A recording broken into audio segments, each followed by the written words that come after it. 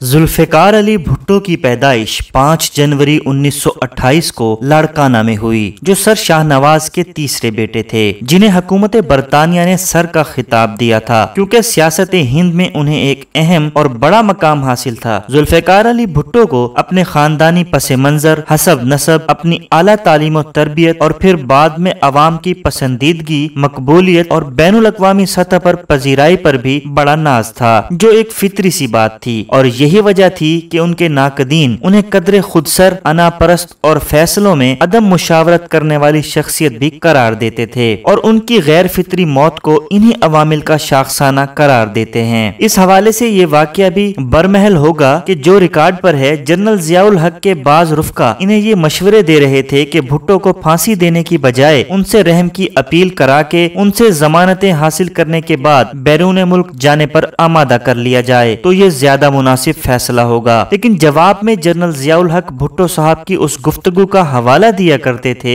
जिसमें वो अपनी निजी महफिलों में जर्नैलों को उल्टा लटकाने वाली बातें किया करते थे। बहरहाल एक आखिरी कोशिश के तौर पर एक आला अफसर को जेल में भुट्टो साहब के पास भेजा गया। उस वक्त भुट्टो साहब की कैफियत खासी खराब थी। मज़कूरा अफसर ने भुट्टो साहब के सामने रहम की अपील की दस्तावेजात रखी और उन्हें फौजी हुकूमत की पेशकश को इशारतन बयान करते हुए दस्तावेजात पर दस्तखत करने के लिए कायल किया। मज़कूरा अफसर के मुताबिक भुट्टो साहब ने दस्तावेजात पर निगाह डाले बगैर मुझसे पूछा, तुम जानते हो मैं किसका बेटा हूँ? तो मैंने फौरन कहा, जी सर, आप सर शाहनवाज के बेटे हैं। फिर उन्होंने कहा, क्या तुम्हें ज़ियाउल हक के बाप का नाम मालूम है? मेरी खामोशी पर उन्होंने कहा कि ज़ियाउल हक और मुझ में बहुत फर्क है। तुम क्या समझते हो कि सर शाहनवाज का बेटा एक फौजी जनरल से रहम की अपील करेगा? हरगिज नहीं, हरगिज नहीं। और बात खत्म हो गई। ताहम उस वक्त की तमाम सूरत हाल से आगही रखने और मामूलात से मुतल्लिक शख्सियात का ये दावा भी है कि अगर जुल्फ़िकार अली भुट्टो अपनी जिंदगी के लिए माफी मांग लेते, अपील कर देते, तो फिर भी जनरल ज़ियाउल हक किसी सूरत भी उन्हें माफ नहीं करते और माफी मांग कर भुट्टो साहब को तारीख और उनके मुखालफीन एक बुज़दिल सियासतदान करार देते। दर हकीकत जनरल ज़ियाउल हक ने भुट्टो साहब को खत्म करने का फैसला एक खौफ के आलम में किया। ये खौफ क्या था, उसका अंदाजा इस तरह भी लगाया जा सकता है कि जब भुट्टो साहब को माजूली के बाद पहली मर्तबा मरी से रावलपिंडी लाया गया और फिर वो लाहौर गए तो उनके शानदार इस्तकबाल के लिए वहाँ जमा होने वाले लोगों की तादाद 1 लाख से भी कई ज्यादा थी, जो इंतहाई पुरजोश थे। और ऐनी शाहिदीन बताते हैं कि पीपल्स पार्टी के कारकुनों का जो वाकई जियाले थे, अगर भुट्टो साहब हुक्म करते कि मुझे एक आमिर से पनाह दो तो ये कारकुन इन्हें हिसार में ले लेते और मंजर भी बदल जाता और तारीख भी।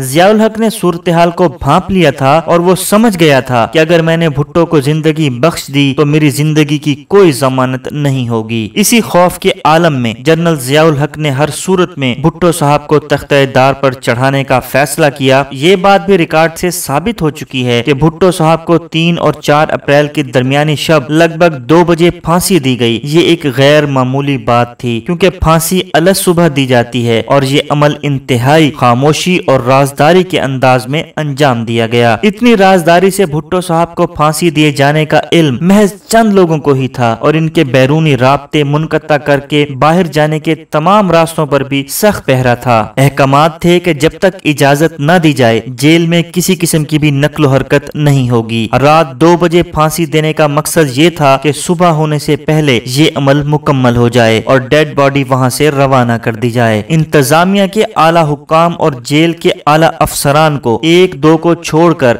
जिनकी इस अमल में मौजूदगी लाजमी थी, भुट्टो साहब को फांसी दिए जाने के बारे में भी उन्हें तब इल्म हुआ जब सुबह 7 बजे उनका डेथ वारंट जारी हुआ। इंतजामिया और जेल हुकाम इसके बावजूद इस खबर पर यकीन करने के लिए तैयार नहीं थे। उनका ख्याल था कि यह सब ड्रामा है जो भुट्टो साहब को खौफजदा करने के लिए रचाया जा रहा है। इंतजामिया के आला हुक्काम का ख्याल था कि शायद भुट्टो साहब को मियांवाली जेल मुंतकिल किया जा रहा है और इन्हें वहां फांसी दे दी जाएगी, क्योंकि रावलपिंडी में ये खबर फैलने से मुल्की और गैर मुल्की ज़राए अबलाग फौरी तौर पर पहुंच जाएगा और फिर कारकुनों की तरफ से फौरी और किसी जज्बाती रद्द-ए-अमल का भी खतरा था। फिर इस वक्त सिर्फ पीपल्स पार्टी में ही नहीं बल्कि दीगर हलकों में भी ऐसी बातें हो रही थी कि यासिर अराफात और कज़ाफी समेत इस्लामी दुनिया के अहम लीडर जो भुट्टो साहब से जाती ताल्लुकात रखते थे, वो ऐन मौके पर इनकी रिहाई के लिए कोई बड़ा इकदाम कर सकते हैं। अफवाहें गर्म थी, कयास आराइयां की जा रही थी, जिनमें यह भी कहा जा रहा था कि रात की तारीकी में किसी इस्लामी मुल्क का तैयारा जेल से भुट्टो साहब को लेकर परवाज कर जाएगा, लेकिन ऐसा कुछ भी ना हुआ और भुट्टो साहब को तयशुदा मंसूबे के तहत तख्ते-ए-दार पर चढ़ा दिया गया।